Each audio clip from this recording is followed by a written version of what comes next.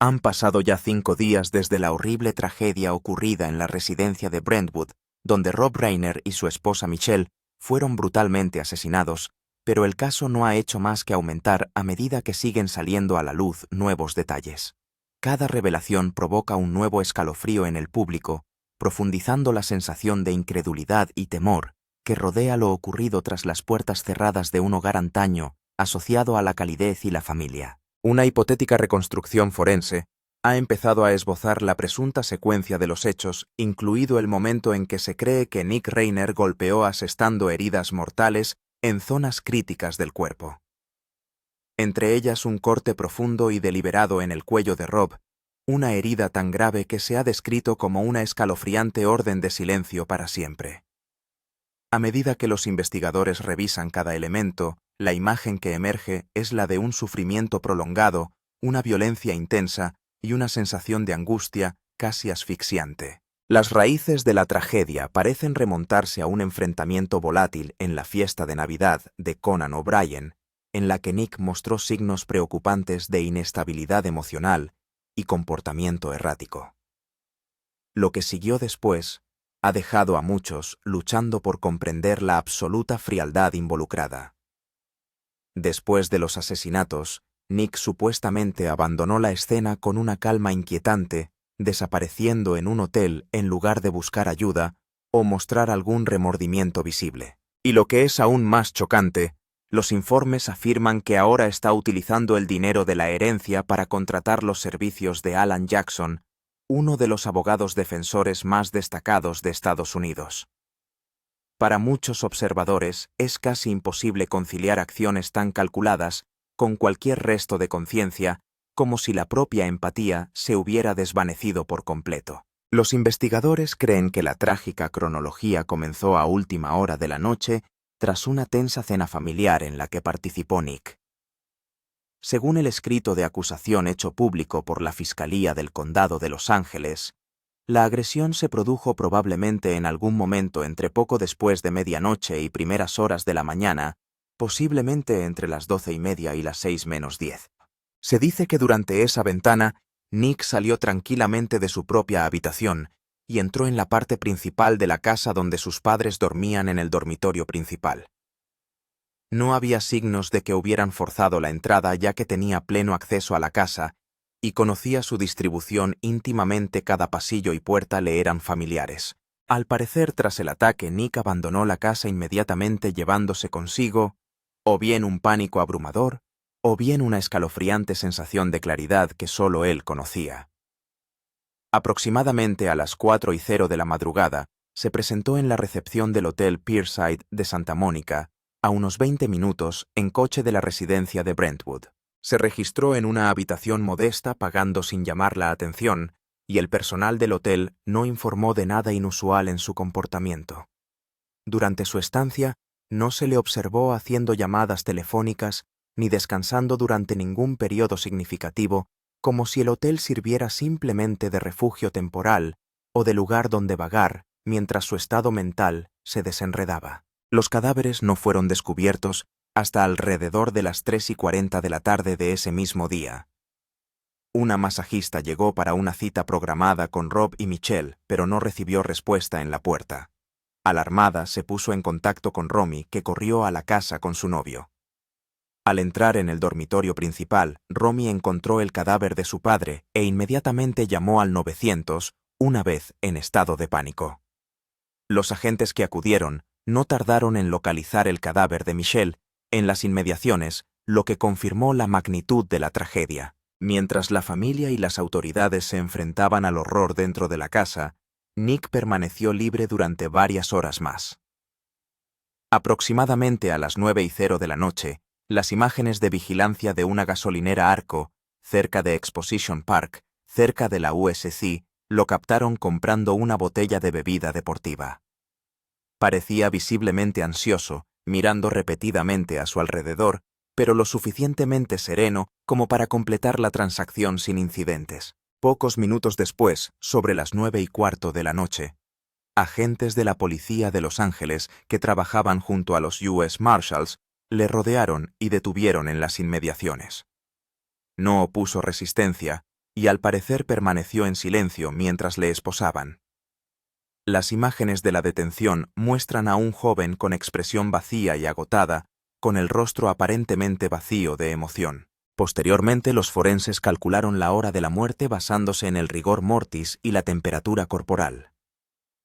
Cuando llegaron los equipos de emergencia, ambas víctimas ya habían empezado a agarrotarse, lo que sugiere que llevaban muertas entre 3 y 4 horas antes de ser descubiertas. Los investigadores también observaron indicios de que Nick podría haber intentado limpiarse ya fuera en la casa o más tarde en el hotel. Aunque pueden haber quedado algunos restos de sangre, las grabaciones de vigilancia ayudaron a seguir sus movimientos después de abandonar Brentwood. En cuanto al arma, los expertos creen que probablemente fue un objeto fácilmente disponible en la casa, como un cuchillo de cocina o un cuchillo de carnicero. Su familiaridad con el entorno significaba que no necesitaba herramientas especializadas, lo que le permitió actuar con despiadada eficacia dentro de una casa que conocía íntimamente. Los análisis forenses posteriores revelaron el verdadero alcance de la violencia. Aunque los primeros informes apuntaban a un único corte mortal, los exámenes posteriores confirmaron que tanto Rob como Michelle sufrieron múltiples heridas de arma blanca, además de graves cuchilladas. El profesor Joseph Scott Morgan, experto forense aplicado de la Universidad Estatal de Jacksonville y presentador del programa Body Bags, explicó que las puñaladas múltiples son un claro indicador de intencionalidad y fuerza sostenida. Tales lesiones requieren una estrecha proximidad física y un esfuerzo deliberado, lo que refleja un nivel de brutalidad que va mucho más allá de una pérdida momentánea de control. Según Morgan, las agresiones con armas blancas se encuentran entre las formas más violentas de agresión, suelen producirse a muy corta distancia y exigen una gran energía física. Cuando se producen numerosas heridas, los investigadores utilizan a veces el término ensañamiento para describir la intensidad de la agresión. En este caso, la combinación de heridas punzantes profundas y heridas cortantes largas sugiere una agresión prolongada e intencionada más que un único acto impulsivo.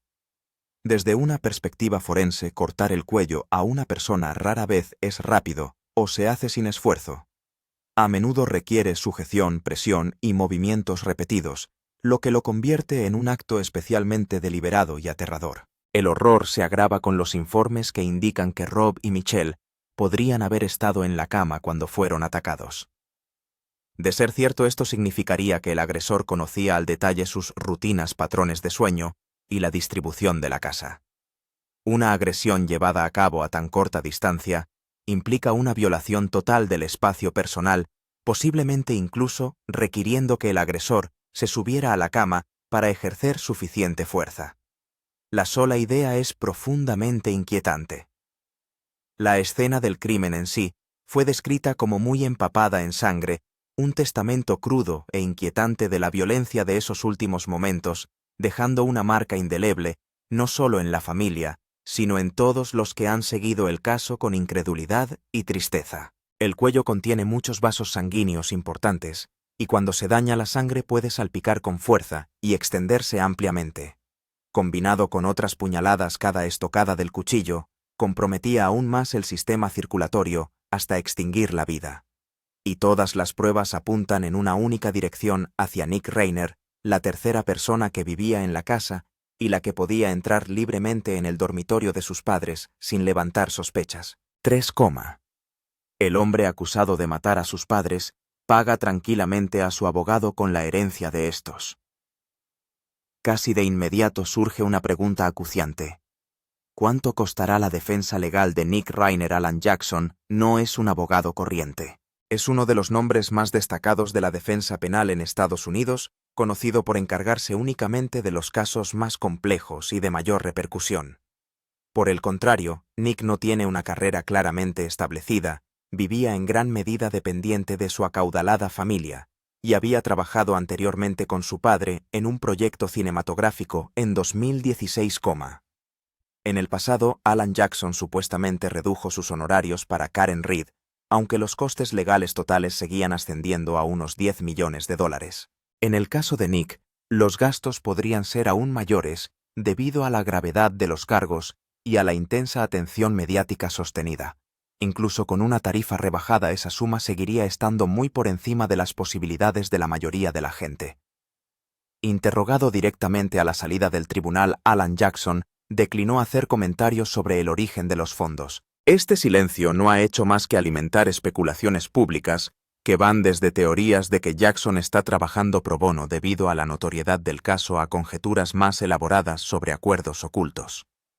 Sin embargo, el 18 de diciembre de 2025, varias fuentes cercanas a la familia Reiner revelaron un detalle impactante: los honorarios legales, al parecer, están siendo pagados por el patrimonio de Rob y Michelle Reiner, estimado en aproximadamente 200 millones. Al parecer, el razonamiento que subyace tras esta decisión procede de familiares supervivientes como Jake y Rami Reiner.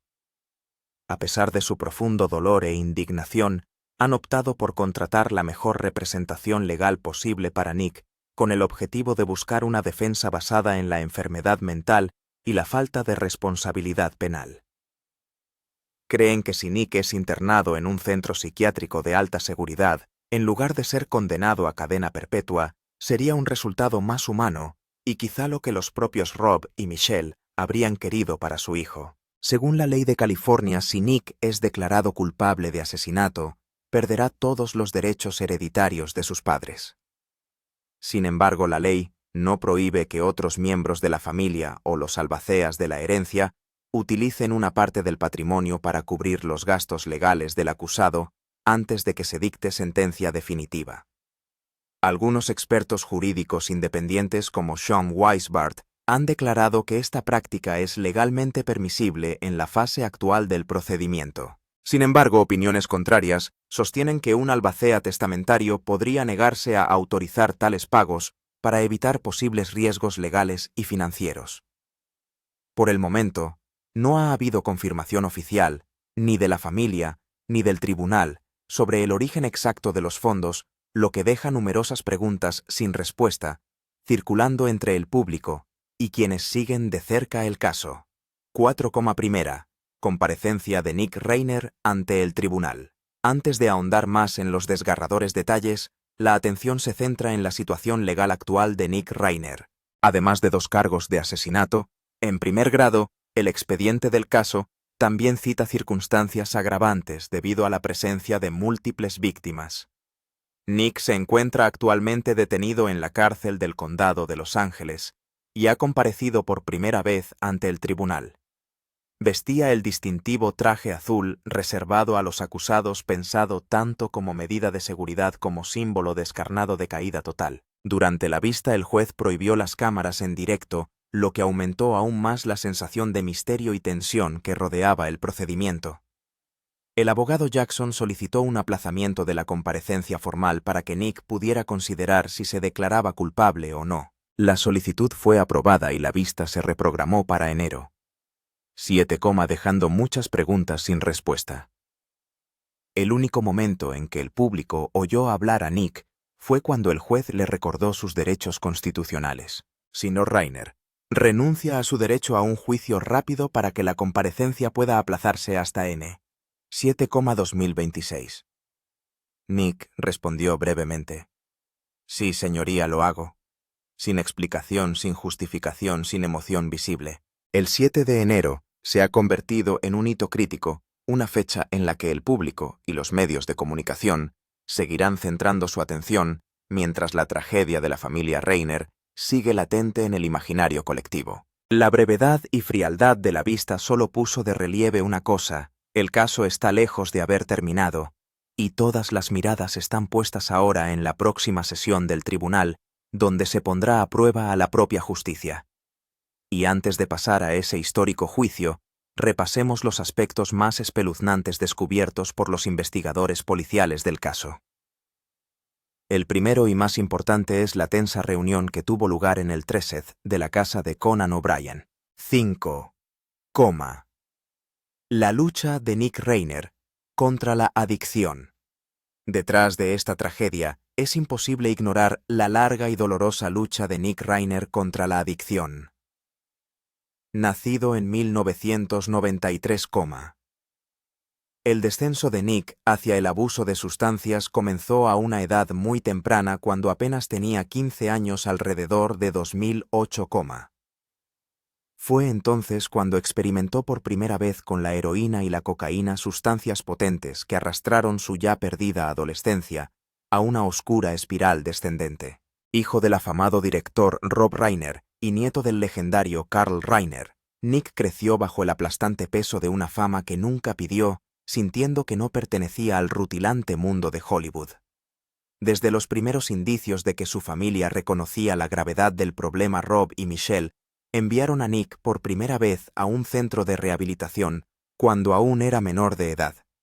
Sin embargo, aquello fue solo el principio de un largo ciclo de ingresos en rehabilitación y recaídas al menos 17 o 18 veces solo en los primeros años, según relatos posteriores del propio Nick. Permanecía sobrio el tiempo suficiente para que le dejaran volver a casa, pero recaía casi de inmediato atrapado en lo que parecía un bucle sin fin y sin escapatoria. Los padres de Nick, especialmente Rob, volcaron todos sus esfuerzos en ayudar a su hijo a superar sus luchas. Le ofrecieron oportunidades profesionales, le proporcionaron apoyo económico y emocional, e incluso le permitieron vivir en su casa de Brentwood para que pudiera recuperar su equilibrio. Rob dijo una vez: «Ser padre significa no abandonar nunca a tus hijos, hagan lo que hagan». Sin embargo, la tragedia se cebó con ellos cuando el hijo al que más querían se convirtió en el responsable de sus muertes prematuras. Cuando sus padres adoptaron un enfoque más estricto, a menudo descrito como amor duro, Nick decidió abandonar a la familia para hacer las cosas a su manera. Se quedó sin hogar vagando por estados como Maine, Nueva Jersey y Texas. Más tarde se refirió a esos años como sus años oscuros, el periodo más sombrío de su vida, durante el cual estuvo a punto de morir en múltiples ocasiones, sobreviviendo solo por pura suerte. Sin hogar ni apoyo, Nick vivió totalmente dependiente de las drogas y de las peligrosas relaciones callejeras. El año 2015 marcó un breve rayo de esperanza. A la edad de 22, Nick logró un periodo relativamente estable de sobriedad. Colaboró con su padre en la escritura y producción de la película Being Charlie, una obra semi-autobiográfica basada en su propia lucha contra la adicción. Durante este tiempo, Nick volvió a vivir con sus padres en Los Ángeles, y el proyecto de la película ayudó a acercar a padre e hijo, curando en parte las profundas heridas familiares que se habían acumulado a lo largo de los años. Pero esa sobriedad no duró. Al 2018, Nick admitió que había recaído gravemente en el consumo de heroína e incluso había estado a punto de morir de un infarto inducido por la cocaína mientras estaba en un avión. Durante una prolongada borrachera de drogas, causó graves daños en la casa de invitados de sus padres, destrozando las luces de la televisión y los muebles de todo el espacio. Tras este incidente, Rob y Michelle le obligaron a marcharse y le enviaron de nuevo a rehabilitación. A partir de 2020 aproximadamente, se permitió a Nick volver a vivir en la casa de Maine Brentwood. Los informes indican que Michelle y Rob habían estado muy preocupados por la salud mental y el abuso de sustancias de Nick en los meses previos a la tragedia. Su vida es un recordatorio dolorosamente claro de que, por muy grande que sea el amor y el cuidado de los padres, a veces la tragedia es inevitable. A continuación, pasemos a algunas de nuestras propias especulaciones sobre el próximo juicio, especialmente teniendo en cuenta que el abogado defensor de Nick es una figura muy famosa, Alan Johnson. Examinemos cómo Nick pudo asegurarse los servicios de un abogado de tan alto perfil. 6. ¿Pueden las drogas ayudar a Nick Reiner a escapar de la justicia? Por último, un punto crucial que merece la pena examinar es la estrategia legal que Alan Jackson puede seguir en la defensa de Nick Reiner. Vamos a discutir esto juntos. De acuerdo con los últimos informes y la información de la policía de Los Ángeles, testigos en un hotel en Santa Mónica vio a Nick Reiner después del incidente, lo describió como muy alto. Este detalle se considera relevante para su historia de abuso de sustancias, pero no es suficiente para establecer la demencia legal. Como mucho puede afectar a las evaluaciones de su capacidad para controlar su comportamiento en ese momento concreto. Incluso si Nick consumió drogas, ese hecho por sí solo no constituye una defensa legal válida ante un tribunal, salvo en circunstancias muy limitadas. El consumo de sustancias puede influir en el elemento de intencionalidad en una acusación de asesinato, en primer grado, pero en casos como este, si un sospechoso saca un arma después de una discusión, ese comportamiento sigue demostrando claramente premeditación e intencionalidad. Por lo tanto, montar una defensa basada en la adicción o en una capacidad mental disminuida se enfrentaría a obstáculos significativos. En el caso de la familia Rainer, Rob y Michelle fueron asesinados al parecer con un cuchillo. Sigue sin estar claro si Nick llevó el cuchillo consigo o utilizó uno fácilmente disponible en la casa, pero los detalles sobre la discusión previa sugieren indicios de preparación. El consumo de drogas podría mitigar ligeramente este factor, pero tiene un peso limitado en las evaluaciones jurídicas con arreglo a la legislación de California.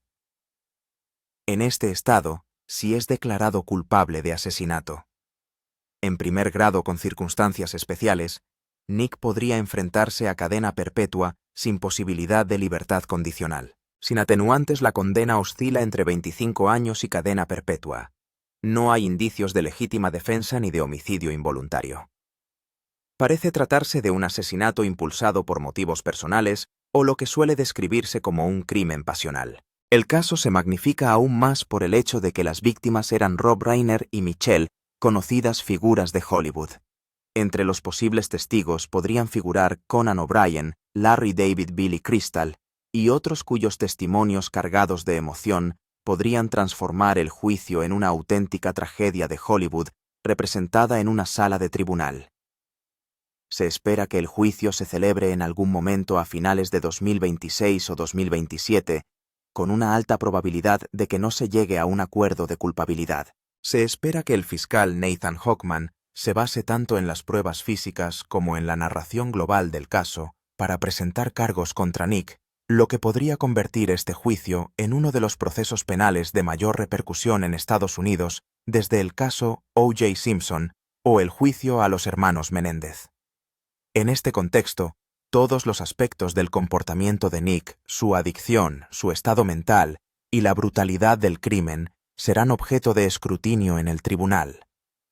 Aún así está claro que la tragedia de una poderosa familia de Hollywood ha obligado al mundo a enfrentarse a una historia que es a la vez profundamente desgarradora y estremecedora. Además, según se informa, recientes pruebas forenses han vinculado directamente a Nick Reiner con la escena del crimen, incluyendo grabaciones de video, rastros de sangre, de ADN y otras pruebas físicas. Esto dificulta aún más la tarea de la defensa, especialmente cuando se considera cualquier alegación de legítima defensa, dado que Rob y Michelle eran ancianos, mientras que Nick solo tiene 32 años, lo que no deja motivos legítimos para tal justificación. En cuanto al estado mental, algunos casos giran en torno a argumentos de homicidio involuntario, es decir, falta de intención de matar. Sin embargo, en este caso, las pruebas de una preparación previa parecen bastante claras. Una discusión con sus padres seguida del apuñalamiento mortal sugiere claramente que no se trató de un accidente. Un informe de People afirmaba que Rob y Michelle estaban degollados. Si se confirma este detalle, indica un alto nivel de preparación, que posiblemente implicaba acercarse a las víctimas por detrás. Esta información preliminar refuerza aún más la posición de la acusación. Alan Jackson, al frente de la defensa, se enfrentará a inmensos desafíos. La posición exacta de los cuerpos dentro de la mansión aún no ha sido revelada y el sistema de seguridad de la casa y las cámaras de vigilancia pueden haber capturado momentos críticos del incidente, lo que pone una enorme presión sobre cualquier narrativa de la defensa. Y por último, al mirar al propio Nick Reiner, como ya saben, creció en la extrema riqueza, pero también luchó intensamente contra la adicción, un problema que las familias de todos los niveles de ingresos en todo el país pueden entender. Cuando se considera un jurado elegido en el condado de Los Ángeles, no todos los miembros del jurado serán ricos, y uno debe preguntarse cómo van a percibir a un hombre que vivió de la fama y la fortuna de sus padres. ¿Cómo crees que lo verán? Te invitamos a compartir tus pensamientos con nosotros. 7, La noche fatal. Un argumento tenso entre hijo y padres antes de la tragedia. El sábado por la noche 13,2025 de diciembre.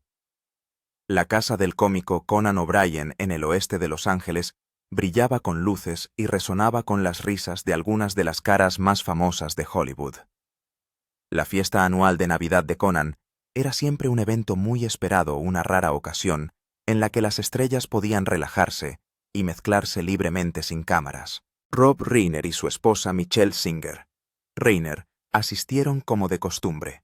Sin embargo, esta vez no vinieron solos, sino con su hijo menor Nick Reiner, una decisión que muchos creyeron más tarde que se debía a una profunda y creciente preocupación. Rob y Michelle no querían dejar a Nick solo en casa.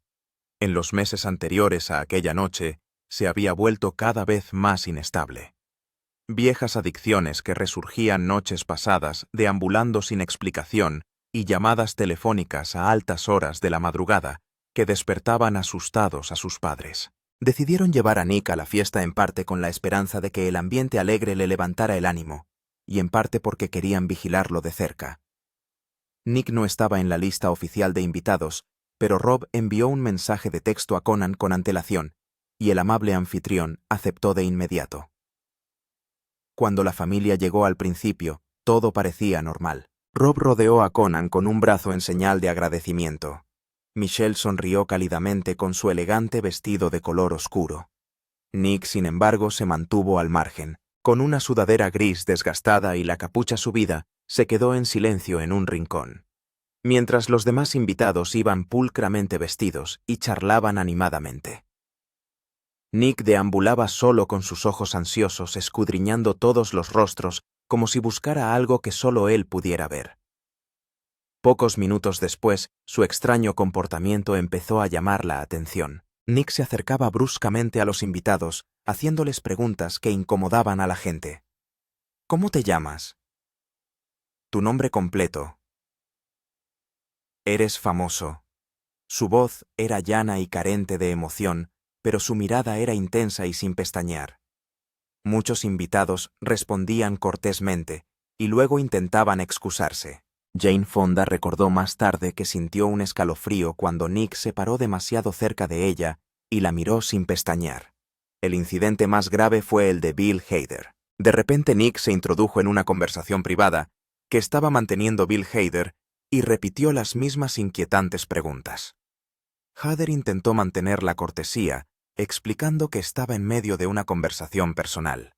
Nick no se movió. Se quedó allí en un pesado silencio mirando fijamente a Hader antes de darse la vuelta bruscamente y alejarse con su enfado claramente visible. El ambiente a su alrededor se congeló y varias personas se giraron para verle marchar. Rob Reiner se dio cuenta de que la situación se estaba deteriorando. Apartó a Nick a un rincón apartado cerca del pasillo y empezó a levantar la voz. La discusión estalló rápidamente y en voz tan alta que los huéspedes de otras habitaciones pudieron oírla. Rob regañó a su hijo por incomodar a la gente y le dijo que tenía que controlarse. Michelle estaba cerca, a veces intentando calmar a su marido, a veces instando a Nick a que se calmara. Pero Nick no le escuchaba y respondía con agudos comentarios hostiles, con la voz cada vez más alta. El enfrentamiento duró varios minutos, lo suficiente para proyectar una pesada sombra sobre toda la fiesta. Tras el tenso intercambio, Rob y Michelle decidieron marcharse. No dijeron gran cosa, pero sus ojos se llenaron de preocupación al mirar a Nick, el hijo al que habían amado y al que habían intentado proteger tan desesperadamente. Un testigo recordó más tarde que se marcharon, pero no dejaban de mirar a su hijo como si dijeran: «Te queremos pase lo que pase, pero ahora tenemos que irnos». Aquella noche Nick no se marchó con sus padres, sino que permaneció en la fiesta un rato más con el rostro ensombrecido y una conducta ilegible. Su comportamiento dejó a muchos invitados conmocionados, con la inquietante sensación de que se avecinaba una tormenta silenciosa.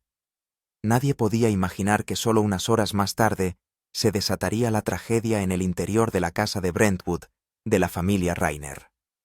El caso de Rob Reiner y Michelle Reiner sigue siendo una tragedia inacabada y profundamente dolorosa. Desde los últimos detalles sobre el momento del ataque y la escena del crimen hasta la detención de Nick Reiner, Todo revela una historia impregnada de dolor dentro de la misma casa de Brentwood, que la familia consideraba un lugar de paz. El perdón por amor y los años de esfuerzo por salvar a Nick de la adicción sobreviven ahora solo en el recuerdo de familiares y compañeros, pues la tragedia ya ha tenido lugar. ¿Se ha preguntado alguna vez, en esos momentos finales, si Rob y Michelle se dieron cuenta de lo inútiles que habían llegado a ser sus intentos por salvar a su hijo?